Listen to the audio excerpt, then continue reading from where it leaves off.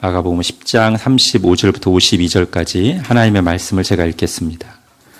세베대 아들 야고보와 요한이 주께 나와 여짜오되 선생님이여 무엇인지 우리가 구하는 바를 우리에게 하여 주시기를 원하옵나이다. 이르시되 너희에게 무엇을 하여 주기를 원하느냐. 여짜오되 주의 영광 중에서 우리를 하나는 주의 우편에 하나는 좌편에 앉게 하여 주옵소서. 예수께서 이르시되 너희는 너희가 구하는 것을 알지 못하는도다. 내가 마시는 잔을 너희가 마실 수 있으며 내가 받는 세례를 너희가 받을 수 있느냐. 그들이 말하되 할 수 있나이다.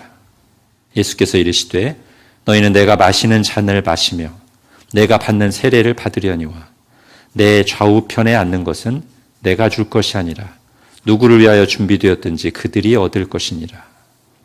열 제자가 듣고 야고보와 요한에 대하여 화를 내거늘 예수께서 불러다가 이르시되 이방인의 집권자들이 그들을 임의로 주관하고 그 고관들이 그들에게 권세를 부리는 줄을 너희가 알거니와 너희 중에는 그렇지 않을지니 너희 중에 누구든지 크고자 하는 자는 너희를 섬기는 자가 되고 너희 중에 누구든지 으뜸이 되고자 하는 자는 모든 사람의 종이 되어야 하리라.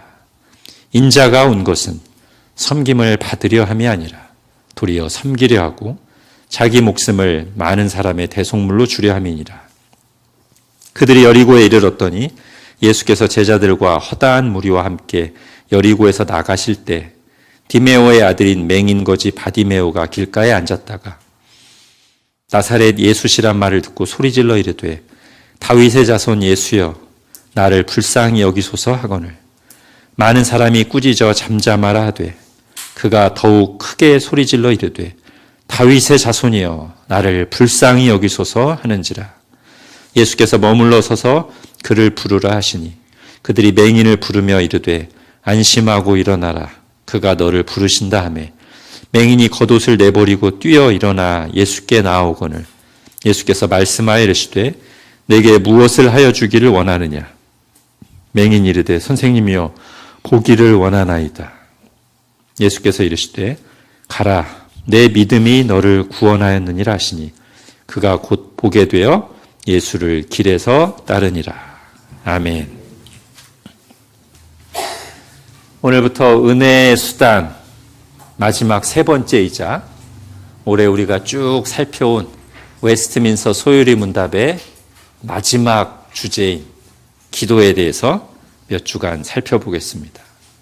자, 오늘 본문에 보면 예수님께 나와서 무언가를 구한 사람들, 다른 말로 하면 기도한 사람 두 부류가 나오죠. 주님은 그들에게 각각 다르게 응답하셨습니다. 이걸 보면서 오늘 성경이 말하는 기도의 기본에 대해서 생각해 보겠습니다. 자, 먼저 주님 앞에 나온 이 두 부류의 사람들에 대해서, 즉 기도하는 두 부류의 사람들에 대한 우리 주님의 공통적인 첫 반응이 있습니다. 뭐죠? 36절 보십시오. 같이 읽겠습니다. 시작. 이르시되 너희에게 무엇을 하여 주기를 원하느냐. 첫 번째 부류에게 이렇게 반응하셨고 두 번째 51절도 보십시오. 앞부분만 시작. 예수께서 말씀하여 이르시되 내게 무엇 하여 주기를 원하느냐. 예. 똑같이 오늘 기도하는 두 종류의 사람이 나왔을 때 주님의 반응이 너에게 무엇을 하여 주기를 원하느냐입니다. 이것이 기도하는 자녀들을 향한 하나님의 마음입니다. 우리가 기도의 자리에 나갈 때 주님의 이 말씀을 또는 이 마음을 기억하고 붙들기를 원합니다. 기도하면서 나가면서 이 말씀을 생각하십시오. 지금 주님께서 내가 기도하려고 할 때 이런 마음이시다. 내가 너에게 무엇을 하여 주기를 원하느냐. 그러면 근거가 뭘까요? 우리가 기도할 때 하나님께서 우리를 이렇게 맞아주시는 또는 이렇게 우리의 기도를 들으시고 기꺼이 응답해 주고자 하시는 근거가 무엇입니까?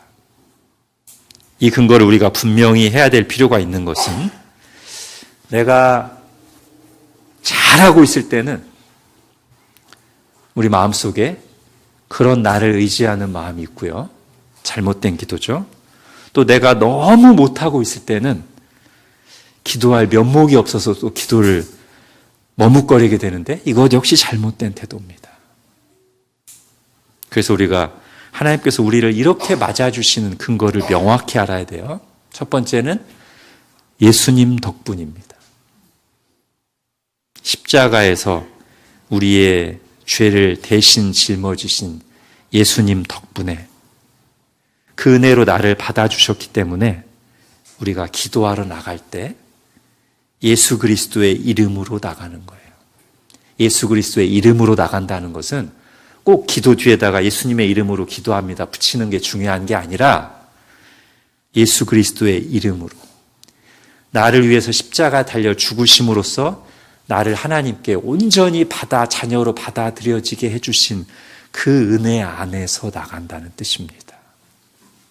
이게 우리가 우리의 모든 죄와 반복되는 연약함에도 불구하고 하나님의 은혜의 보좌 앞에 담대히 나아가 구할 수 있는 가장 중요한 이유입니다.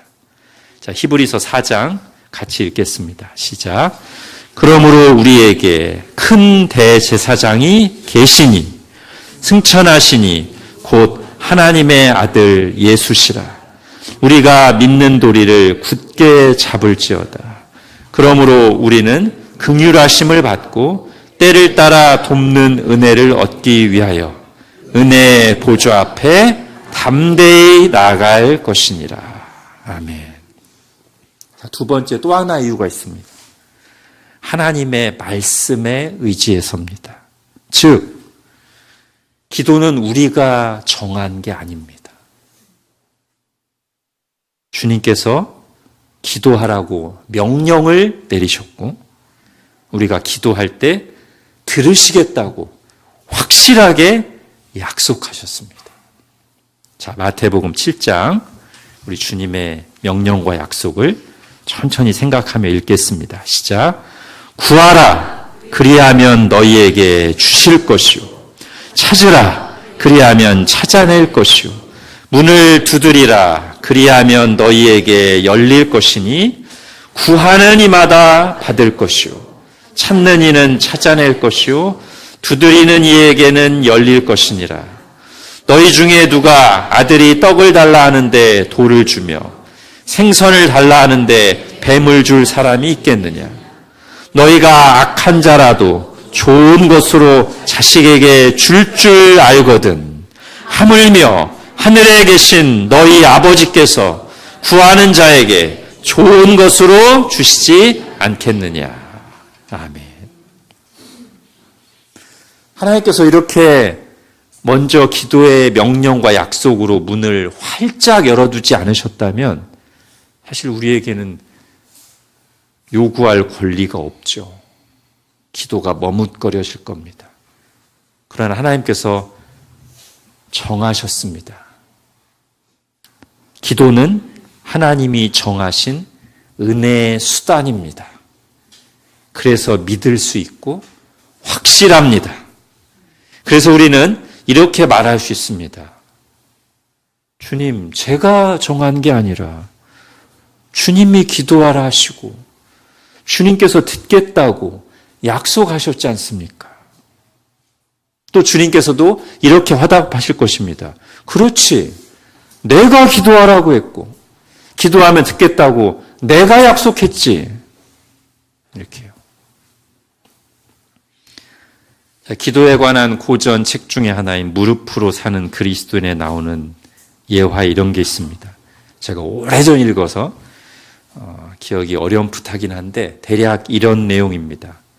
어떤 초신자가 목사 친구에게 찾아와서 요한복음 14장 기도에 대한 말씀을 들이밀면서 이게 정말이냐고 질문했습니다. 목사 친구는 너무나 익숙하게 아는 본문이어서 대수롭지 않다는 듯이 그렇다라고 말하자 그 초신자 친구가 따지듯이 반문했습니다. 왜 이걸 진지하게 말해주지 않았냐고. 왜 이 엄청난 사실을 사람들에게 강조하지 않느냐고 말이죠. 목사가 도전받았습니다. 그리고 그날 그렇게 따지듯이 와서 질문했던 그 사람은 위대한 기도의 사람이 되었습니다. 그가 들고 왔던 요한복음 말씀은 이것입니다. 요한복음 14장 같이 읽겠습니다. 시작. 너희가 내 이름으로 무엇을 구하든지 내게 행하리니 이는 아버지로 하여금 아들로 말미암아 영광을 받으시게 하려 함이라. 내 이름으로 무엇이든지 내게 구하면 내가 행하리라. 아멘. 여러분, 하나님의 모든 자녀들이 이 말씀 앞에서 그 예화 속에 초신자와 같이 반응한다면 얼마나 좋겠습니까? 자, 그럼 우리가 뭘 기도해야 될까요? 자, 요리문답에 우리가 무엇을 어떻게 기도해야 되는지 잘 정리해 놨습니다. 우리 98문, 제가 문을 읽고 답을 같이 읽겠습니다. 기도가 무엇입니까? 기도는 그리스도의 이름으로 우리의 소원을 하나님께 올리는 것인데 그분의 뜻에 맞는 것을 구하고 우리의 죄를 고백하고 그분의 자비하심을 깨달아서 감사하는 것입니다. 아멘. 저도 항상 초신자들이나 기도에 관심을 가지게 된 분들이 어떻게 기도해야 되냐고 할 때 이 세 가지를 말하는데 여기에 그 세 가지가 잘 나와 있죠. 자, 한 줄씩 보겠습니다. 답에서 세 번째 줄부터 그분의 뜻에 맞는 것을 구하고 간구입니다. 즉 무엇을 주소서, 해주소서, 인도해 주소서, 변화시켜 주소서, 도와주소서 하는 것들이요. 이게 기도에서 사실 많은 부분을 차지하죠. 우리가 흔히 기도라고 생각하면 이 부분을 생각하고, 그걸 해야 됩니다. 그게 기도의 한 부분이고요. 그 다음 줄, 우리의 죄를 고백하고, 우리가 기도 시간에 또 하나 해야 되는 것은 회개죠. 물론 이것만이 회개의 전부는 아닙니다. 회개는 죄를 인정하고 고백하고 실제 삶에서 유턴하는 거예요. 돌이키는 거예요. 그러나 그 중에 한 중요한 부분으로서 이게 있는 것입니다. 하나님 앞에서 나의 죄를 인정하고 고백하고 용서를 구하는 거예요. 그것이 기도 시간에 일어나는 일입니다.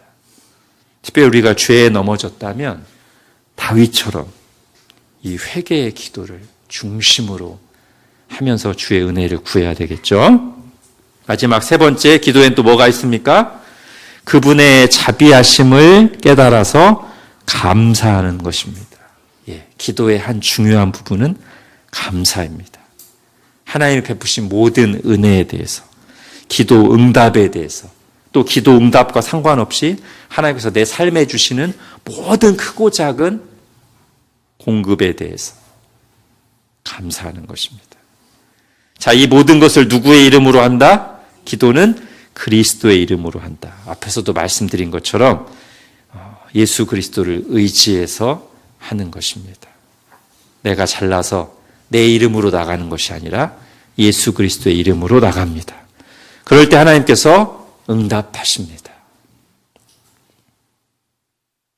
그러나 하나님이 우리의 기도에 응답하시겠다는 약속이 우리가 어떤 기도를 해도 우리가 구한 그대로 응답하신다는 의미는 아니에요. 그러면 큰일 납니다. 세상에 종말이 올 것입니다. 자기중심적이고 한치 앞을 내다보지 못하는 우리의 모든 기도가 응답된다면 대혼란이 생길 거예요. 아마 우리 자신도 기도하기가 겁나서 기도 못할 겁니다.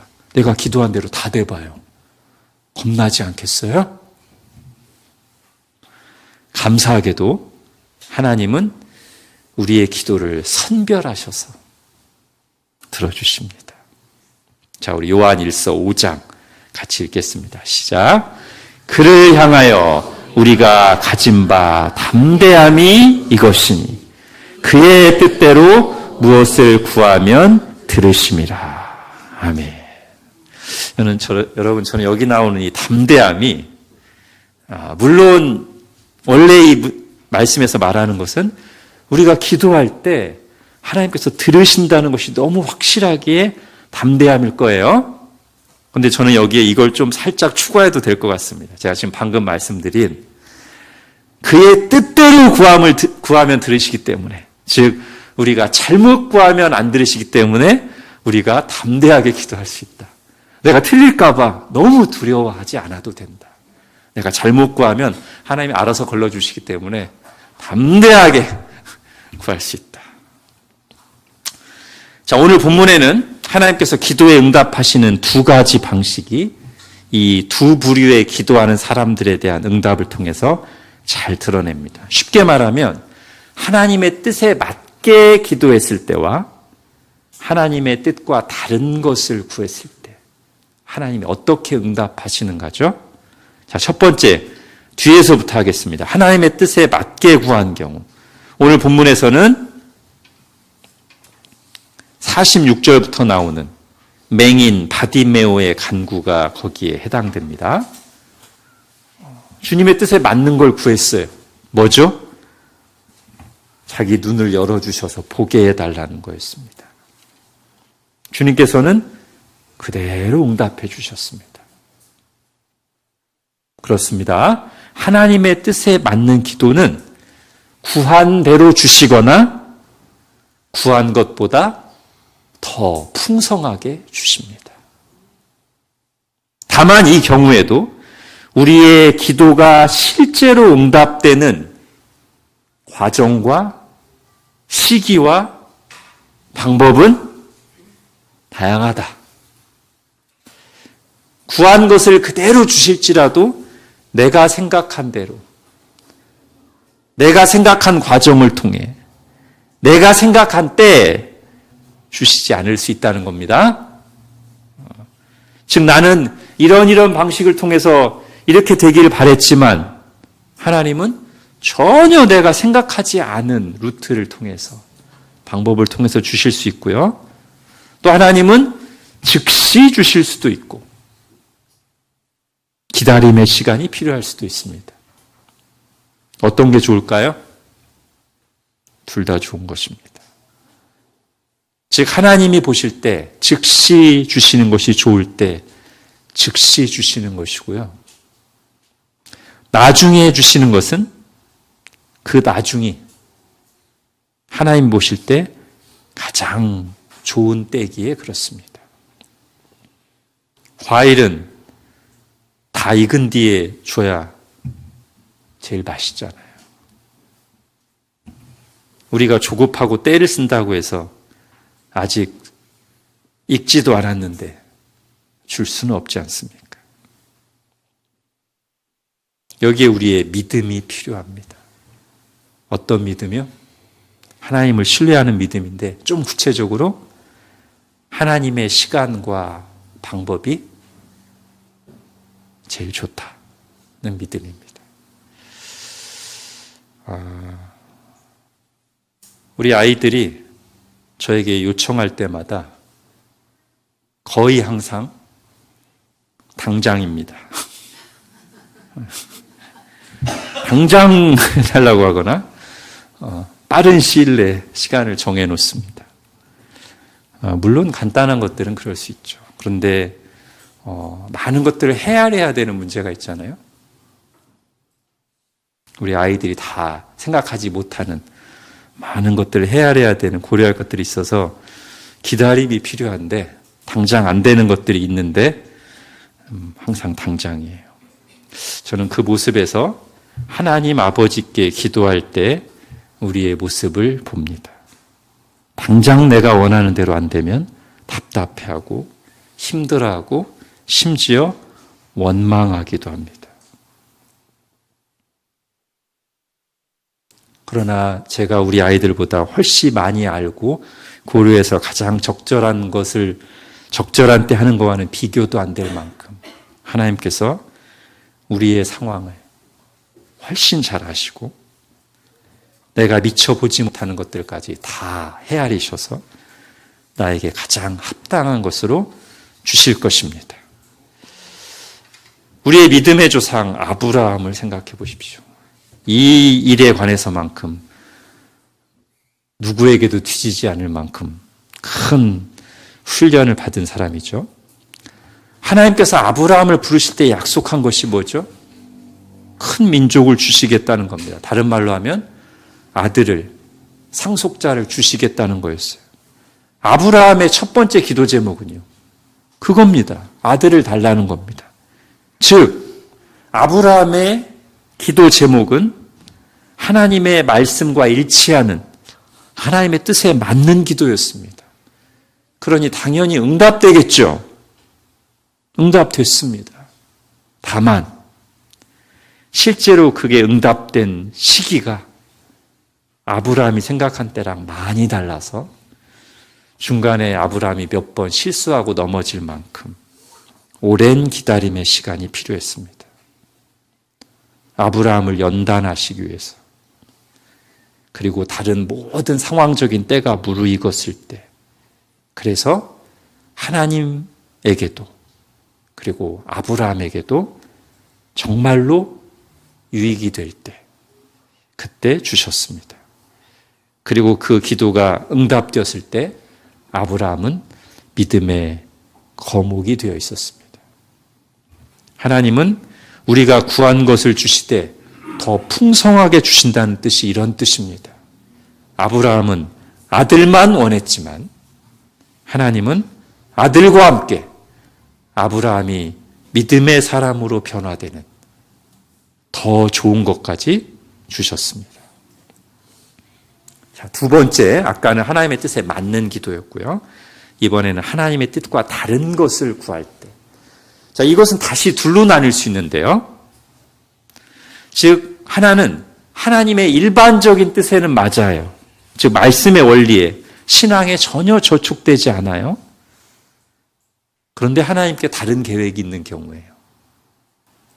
즉, 잘못된 기도는 아닌데 하나님의 뜻에 맞는 건 아닌 게 있고요. 두 번째는 아예 처음부터 잘못된 기도, 하나님의 뜻에 맞지 않는, 신앙의 원리에 맞지 않는, 그 자체로 비윤리적이거나 잘못된 동기와 목적으로 구하는 기도. 자, 제가 이렇게 둘로 나눴지만요. 사실은 이 두 경우 모두 하나님이 응답하시는 방식은 비슷합니다. 어떻게 응답하시냐면 우리가 구한 대로 들어주시는 것이 아니라, 왜? 하나님 뜻에 안 맞으니까요.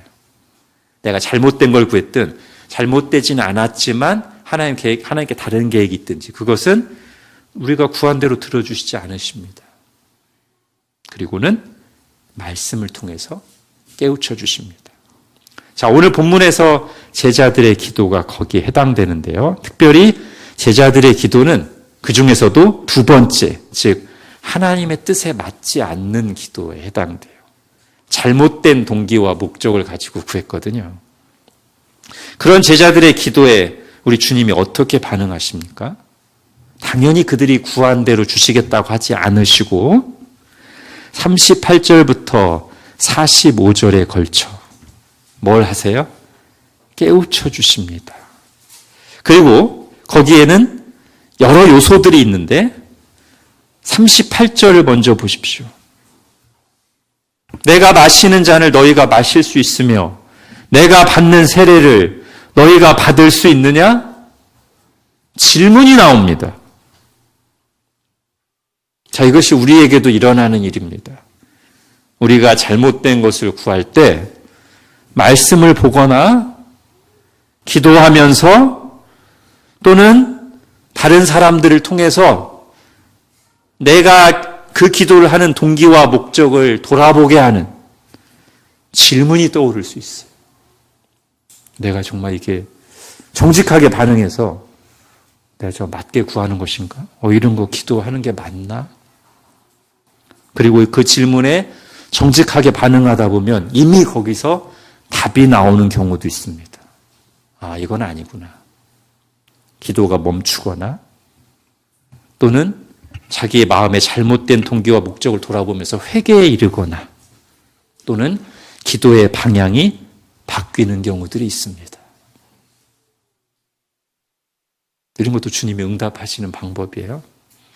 그 다음에 39절 이하에 보면 가르침이 나오죠. 그 잘못된 동기를 깨우치시면서 우리가 마땅히 가져야 될 바른 마음가짐과 태도를, 우리가 어떻게 살기를 원하시는지 하나님이 말씀으로 찾아오신다는 거죠. 자, 잘못된 기도는 아니지만 하나님께 다른 계획이 있는 경우도 이 방식이라는 거예요. 예를 들면 다윗이 하나님을 위해 성전을 짓겠다고 하는 소원을 아뢰며 구했을 때 생각해 보십시오. 그건 좋은 동기예요. 심지어 아름답기까지 합니다. 다윗이 언제 성전을 짓겠다고 했어요? 하나님이 평안을 주셔서 사방을 평정했어요. 그리고 자기는 좋은 궁전에 살고 있는데 문득 생각해 보니 하나님은 장막 안에 있는 거예요. 그래서 내가 하나님을 위해서 성전을 짓고 싶습니다 하는, 자기에게 주신 이 모든 은혜에 감사하면서 하나님을 위해서 헌신하고자 하는 아름다운 소원을 드렸습니다. 그러니까 이건 일반적으로 좋은 거예요. 그래서 나단 선지자도 다윗의 그 말을 들었을 때 고민할 것도 없이 당연히 하나님이 기뻐하시고 허락하실 거라고 생각해서 전적으로 동의하지 않았습니까? 다만 이 경우에는 하나님께 다른 계획이 있으셨습니다. 그래서 하나님은 다윗이 구한 그대로 응답해 주신 게 아니라 어떻게 하셨어요? 다시 나단 선지자를 보내셔서 말씀하셨습니다. 말씀으로 하나님의 뜻을 알려주셨어요. 자, 이렇게 우리가 잘못된 기도를 할 때 또는 하나님의 뜻과 맞지 않는 것을 구할 때 하나님은 그대로 들어주시지 않고 말씀으로 우리를 깨우쳐 주시기 때문에 우리가 담대하게 기도하고 나서 우리에게 어떤 자세가 요구될까요? 하나님께서 내가 담대하게 구한 기도에 응답하실 것을 믿으면서 하나님이 어떻게 응답하신가를 관심을 기울여 봐야 되는데, 하나님께서 내가 바른 것을 구했을 때는 내가 구한 그대로 응답하실 것이니까 그걸 봐야 되고, 그렇지 않은 경우에는 말씀으로 나를 깨우쳐 주실 것이니 어떻게 해야 돼요? 기도한 사람은 반드시 귀를 활짝 열어둬야 돼요. 하나님이 뭐라고 말씀하시는지 듣는 태도가 따라와야 돼요. 그렇게 함으로써 오늘 본문과 같은 하나님과 우리의 대화가 이루어집니다. 즉 오늘 본문을 제가 기도라는 측면에서 설명드렸는데, 또 다르게 말하면 제자들과 주님 사이에 또는 주님과 바디메오 사이에 대화가 오간 거잖아요. 말하고 듣는 대화. 어떻게?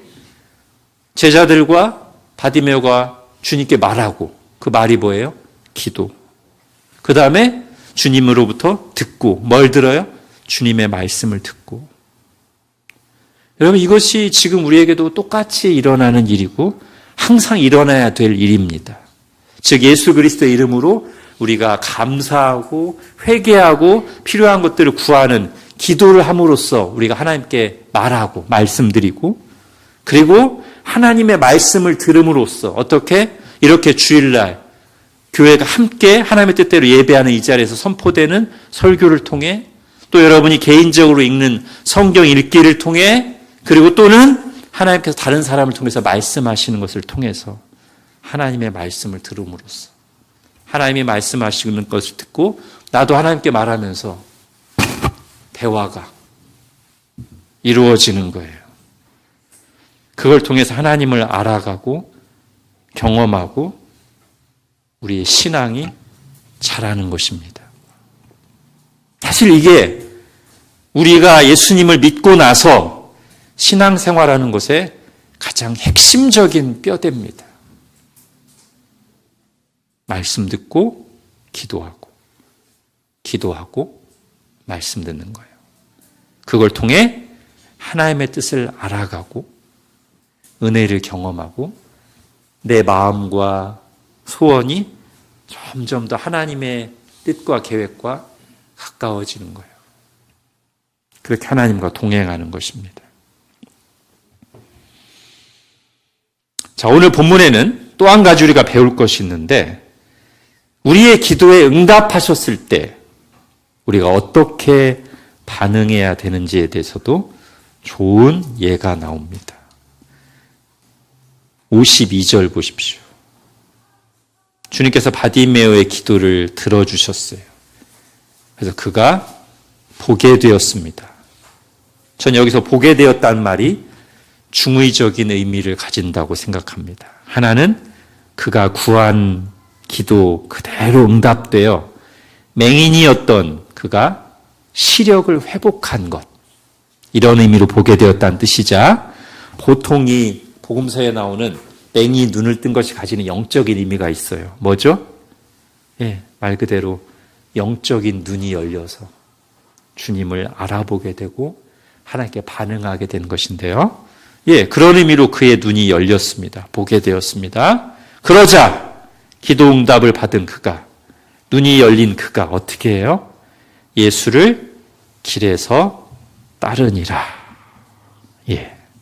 기도 응답만 받고 자기가 원하는 것만 받고 끝나서 그대로 자기 길을 가는 것이 아니라, 그렇게 기도를 통해 하나님의 은혜를 경험하고 하나님에 대해서 좀 더 눈을 뜨고 나서 어떤 삶을 사는 거예요? 주님을 따르는 삶을 사는 거예요. 하나님과 관계된 삶을 사는 것입니다. 하나님께 반응하는 것이죠. 어쩌면 당연해 보이지만, 당연히 기도 응답을 받았으면 감사하고 은혜 가운데 딱 그러는 거 아니에요? 아니요. 항상 이런 반응이 나오지는 않습니다. 누가복음 17장에 보면 10명의 나병 환자가 예수님께 나와서 한꺼번에 구하고 다 치료받았습니다. 그들이 기도할 때는 큰 소리로 몰려와서 우리를 불쌍히 여겨주십시오, 간절히 기도했습니다. 예수님의 말씀을 듣고 나서 가던 중에 10명이 다 나았습니다. 여러분, 나병이 나왔으니까 얼마나 큰 은혜입니까?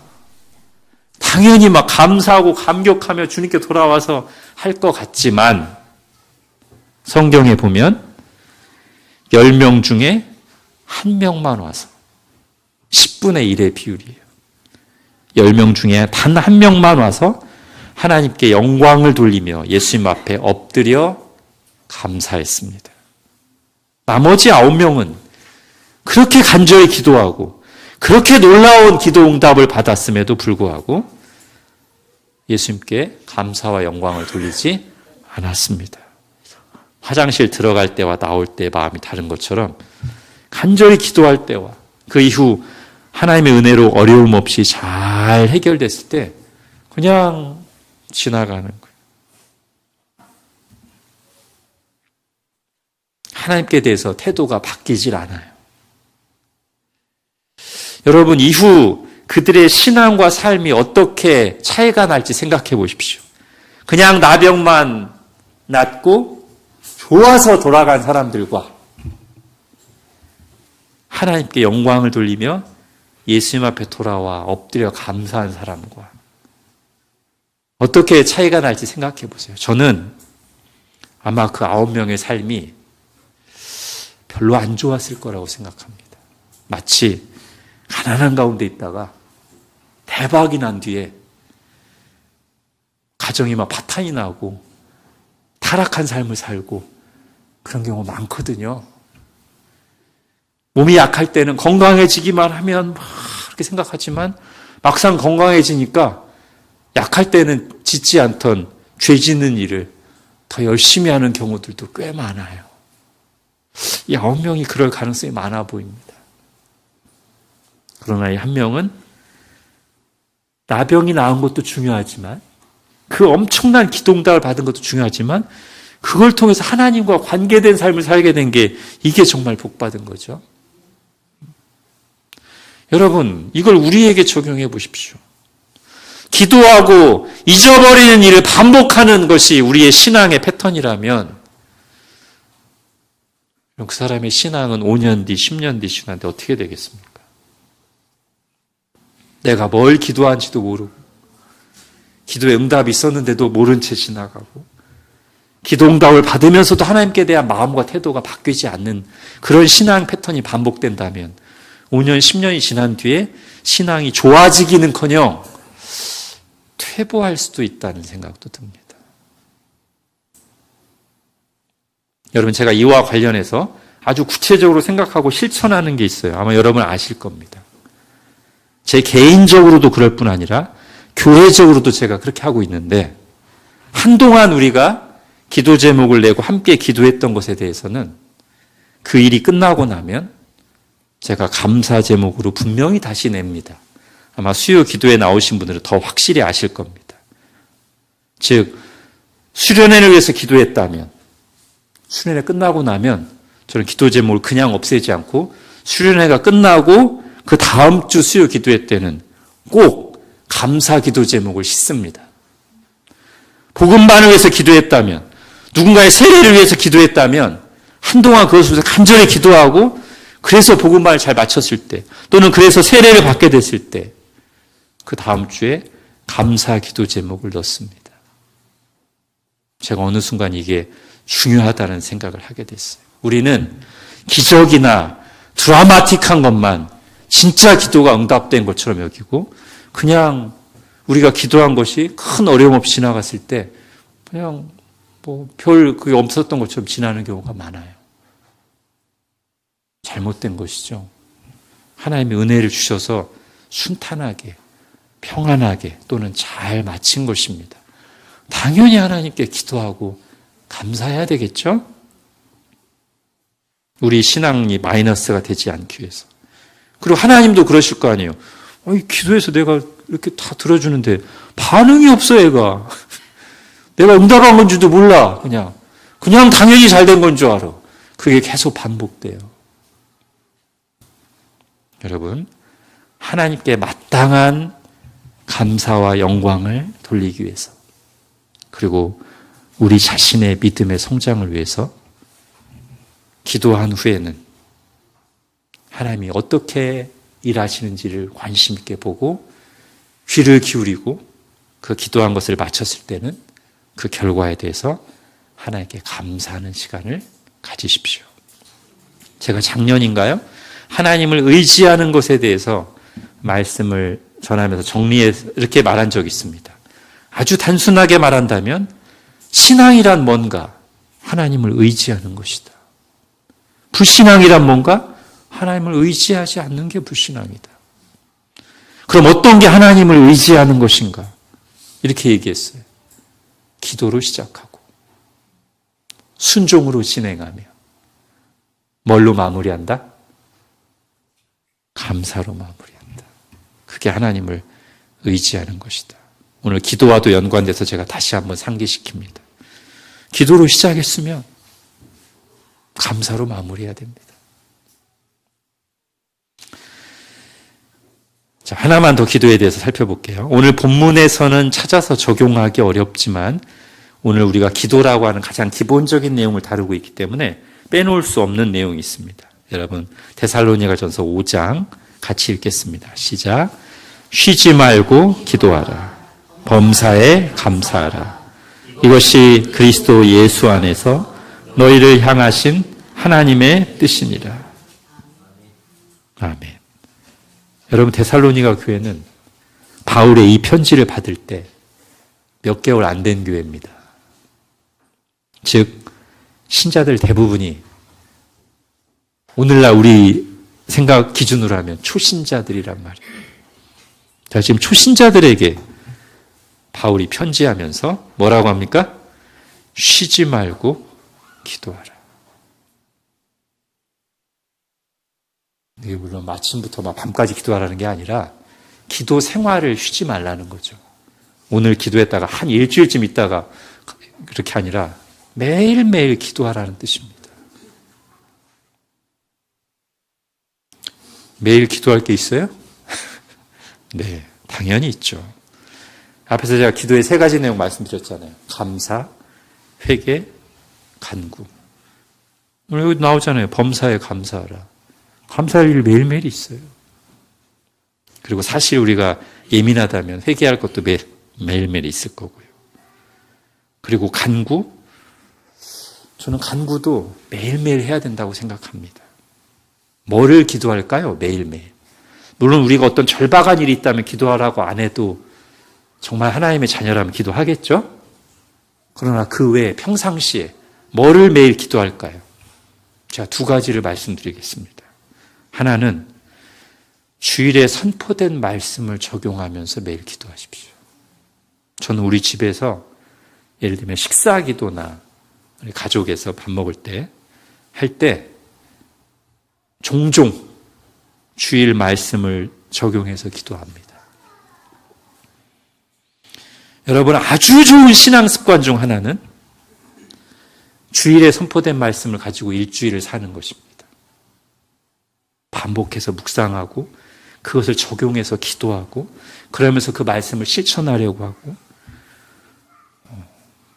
너무나 중요한 신앙의 태도입니다. 이걸 위해서 기도해야 될 것이고 또 하나는 가까운 사람들의 구원을 위해서 기도하십시오. 가까운 사람들의 신앙을 위해서. 이것은 정말 저희가 항상 해야 될 기도 중 하나입니다. 성숙한 신자라면 기도의 폭과 깊이가 더 넓어져야 되겠죠? 계속 어린아이 수준에 머물러서는 안 되겠죠? 특히 교회에서 책임을 맡은 일꾼들이라면 당연히 자기가 맡아 섬기는 일과 사람들을 마음에 품고 항상 기도해야 될 것입니다.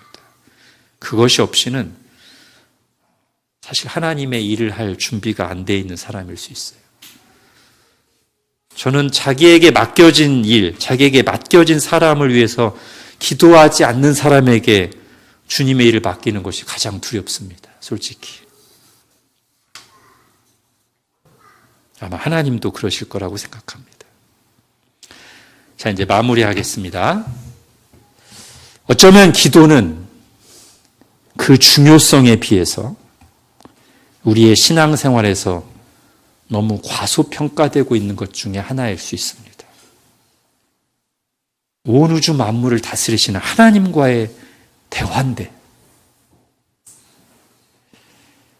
하나님께서 우리의 기도를 들으시고 응답하시겠다는 확실한 명령과 약속이 주어졌는데 우리가 기도를 너무 소홀하게 여기고 있진 않은지 여러분 어떻습니까? 기도가 여러분의 삶에서 정당한 위치에 있고 정상적인 분량을 차지하고 있습니까? 기도하기 위해 가장 필요한 것은 시간이나 환경이 아니라 믿음입니다. 하나님을 아버지로 믿는 믿음.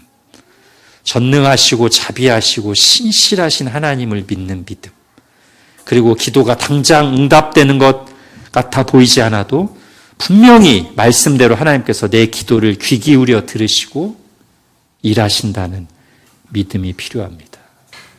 기도는 모든 믿는 사람들이 해야 될 일이고 초신자들 포함해서 그리고 밥 먹고 숨 쉬듯이 매일 해야 될 일 중에 가장 기본적이고 중요한 일 중에 하나입니다.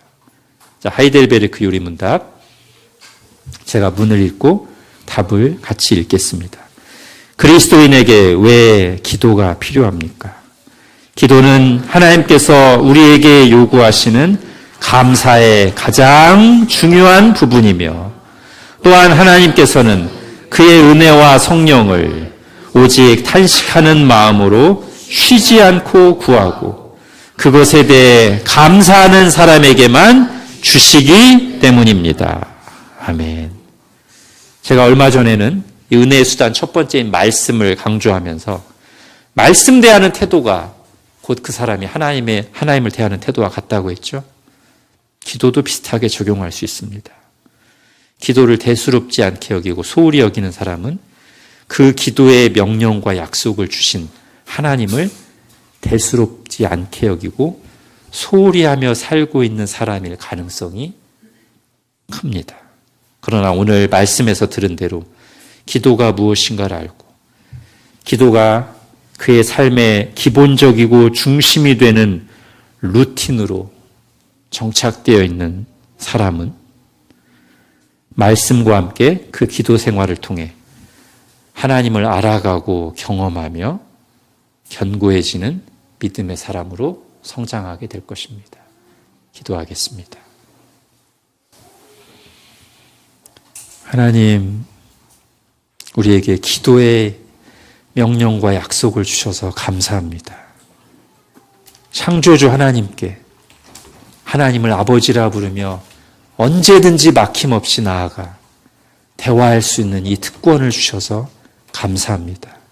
우리가 기도할 때 들으시겠다는 약속, 그리고 응답하시겠다는 약속을 주시고 우리가 부족해서 잘못 구할 수 있는데 잘못 구하는 것은 그대로 들어주시는 게 아니라 깨우쳐 주시고 좋은 것으로 바꿔주시는 하나님 감사합니다. 그러므로 우리가 언제든지 은혜의 보좌 앞에 담대히 나아가 구할 수 있으니 하나님, 저희가 이 놀라운 특권을 가벼이 여기지 않고 우리의 매일의 삶에서 가장 중요한 부분, 우리 일상에서 항상 빠질 수 없는 루틴으로 정착돼서 하나님과 이렇게 대화함으로, 말씀으로 듣고 기도로 아뢰므로 하나님과 늘 함께하며 하나님을 점점 더 알아가고 경험하는 믿음의 사람으로 살게 하여 주옵소서. 예수님의 이름으로 기도합니다. 아멘.